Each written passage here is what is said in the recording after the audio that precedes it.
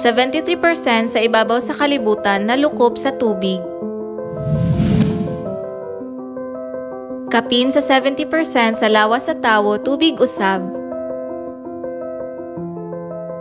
Walay bisan unsa sa kalibutan ang mabuhi nga walay tubig. Apan niining mga adlaw ang kalibutan ang planeta sa tubig nag-antos sa kakulangon sa tubig tungod sa dugay nga grabing hulaw. Kini usa ka pasidaan alang sa kinabuhi sa katawhan. Kung mawad-an kita og 5% sa tubig sa atong lawas, makoma kita. Kung mawad-an kita og sobra sa 10% na tubig, mamatay kita. Ang tubig mao ang tinubdan sa kinabuhi. Sa samang paagi, kung ang atong mga kalag dili mahatagan sa tubig sa kinabuhi, pulong sa Dios, kita mag-antos sa espirituhanong kauhaw ug mamatay sa katapusan. Karon, ang tibuok kalibutan nag-antos sa espiritual nga hulaw. Sa Europa, pipila lamang katawo ang mosimba ug ang ilang mga simbahan gigamit alang sa ubang mga katuyuan. Sa Amerika, ang mga simbahan nagdasig sa mga magtutuo, pinaagi sa visual ug adrenaline charge nga mga pamaagi. Ngano ang mga tawo mobiya sa mga simbahan bisan kung sila giuhaw? Kini tungod kay ang mga simbahan wala maghatag kanila sa tubig sa kinabuhi. Sa panahon sa espirituhanong kauhaw, ang Biblia nag-ingon nga ang espiritu ug ang pangasaunon maghatag kanato sa tubig sa kinabuhi. Ang espiritu ug ang pangasaunon miingon dali ngari ug ang tanang nakadungog paing na usab dali ngari. Duol kamong giuhaw og gatong may gusto, inom sa walay bayad nga tubig nga naghatag sa kinabuhi.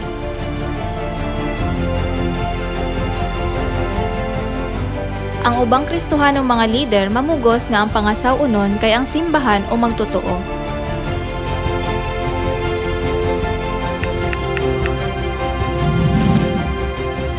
Ang mga magtotoo nga nag-antos sa usa ka espirituhanong hulaw tungod kay dili sila makadungog sa pulong sa Dios o ang simbahan nga usa ka komunidad sa mga magtotoo dili makahatag sa tubig sa kinabuhi.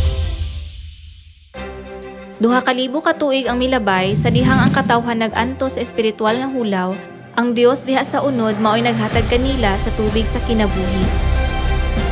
Ang Biblia nagpropesiya nga sa karong adlaw usab, ang Dios mianhi sa unod ug naghatag kanato sa tubig sa kinabuhi, sama niadtong 2,000 ka tuig ang milabay.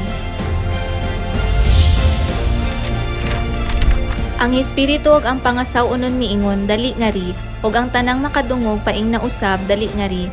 Duol kamong giuhaw og kadtong may gusto. Inom sa walay bayad nga tubig nga naghatag sa kinabuhi.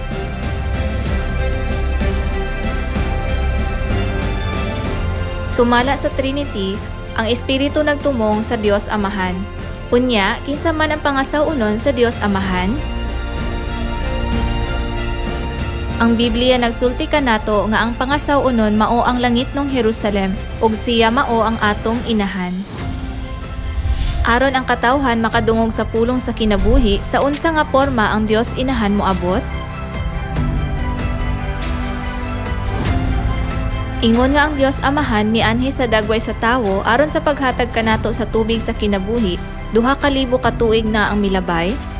Niining panahona, ang Dios Inahan mianhi sa dagway sa tawo ug siya naghatag kanato sa tubig sa kinabuhi. Ang Dios lamang ang makahatag sa tubig sa kinabuhi, pulong sa Dios nga nagbuhi sa mga kalag, sa panahon sa Amahan, sa Anak ug karon sa Espiritu Santo.